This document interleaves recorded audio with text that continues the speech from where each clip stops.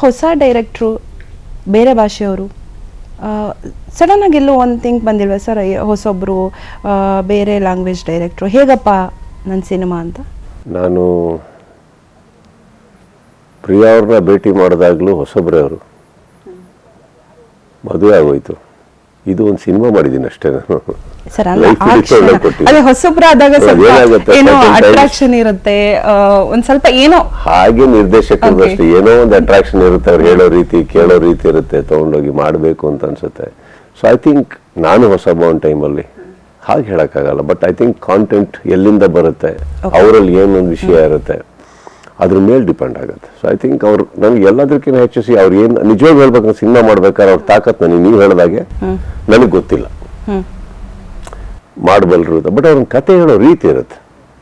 ನಂಗೆ ಆ ಕತೆ ಹೇಳೋ ರೀತಿ, ಅವರ ಕ್ಲಾರಿಟಿ ತುಂಬ ಇಷ್ಟ ಆಯ್ತು ನನಗೆ. ಸೊ ಇನ್ನೊಂದು ಬರ್ದಿರೋದವ್ರು ಅಂದಮೇಲೆ ಒಂದು ಸಿನಿಮಾ ನೋಡಿದಾರೆ ಅಂತ ಅರ್ಥ. ಸೊ ತೆಗಿಯೋದ್ರೊಳಗೆ ಇನ್ನೊಂದಿಷ್ಟು ಇಂಪ್ರೊವೈಸೇಷನ್ಸ್ ಮಾಡೋಣ, ಎಲ್ಲ ಟೆಕ್ನಿಷಿಯನ್ಸ್ ಕೂಡ್ಕೊಂಬಂದಾಗ ಇನ್ನೂ ಚೆನ್ನಾಗಿ ಆಗ್ತಾವೆ. ಸೊ ಅವರೇ ಮಾಡಬೇಕು ಅನ್ನೋದೊಂದು ಆಸೆ ಇತ್ತು ನನಗೆ. ಅಂದರೆ ಇನ್ನೊಂದು ಅದರ ಒಂದು ಆಪ್ಷನ್ ಇತ್ತು, ಅವರು ನಿಮಗೆ ಇಷ್ಟ ಆಗಿ ಕಾನ್ಫಿಡೆಂಟ್ ಬಂದಿಲ್ಲ ಅಂದರೆ ಬೇಕಾದ್ರೆ ಕತೆ ಕೊಟ್ಬಿಟ್ಟು ಹೋಗ್ತಾರೆ ಅವರು, ನಾವು ಯಾರ ಕೈಲಾದ್ರೂ ಡೈರೆಕ್ಟ್ ಮಾಡಿಸ್ಕೋಬೋದು ಅಂತ ದಾನವ್ರು ನಂಗೆ ಹೇಳಿದರು. ಬಟ್ ನಾನು ವಾಪಸ್ ಫೋನ್ ಮಾಡಿ ಇನ್ಸಿಸ್ಟ್ ಮಾಡಿದ್ದು, ಇಲ್ಲ ಸರ್ ಅವರೇ ಮಾಡಲಿ, ನಾವು ಅದನ್ನು ತೊಗೊಂಡು ಇನ್ನೊಬ್ರಿಗೆ ಕೊಡೋದು ಬೇಡ, ಅವ್ರ ಕತೆ ನೋಡಿದ್ದಾರೆ ಇಲ್ಲಿ, ಅದೇ ಬರ್ದಿರೋದವರು, ಸೊ ಅವರೇ ಮಾಡಲಿ. ನಾನು ಆ್ಯಕ್ಚುಲಿ ಇನ್ಸಿಸ್ಟ್ ಮಾಡಿ ಹಾಕ್ಸ್ಕೊಂಡೆ ನಾನು. ಸೊ ಒಂದು ಕಡೆ ಡೈರೆಕ್ಟ್ರು, ಇನ್ನೊಂದು ಕಡೆ ಪ್ರೊಡ್ಯೂಸರ್ಗೂ ನಿಮಗೂ ತುಂಬ ನಂಟಿದೆ, ಹಿಂದೆ ಒಂದು ಸ್ಟೋರಿ ಒಂದಿದೆ ಮ್ಯಾಮ್. ಅಂದರೆ ತುಂಬ ಒಂದು ಗೌರವ ಕೊಟ್ಟಿದ್ದಾರೆ ಅವರು. ಒಂದು ಟೈಮಲ್ಲಿ ನನಗೆ ಒಂದು ಏನು ನಾನು ಇನ್ನೂ ಬೆಳೆಯೋ ಟೈಮಲ್ಲಿ ಮಾಡಿದ್ದಾರೆ.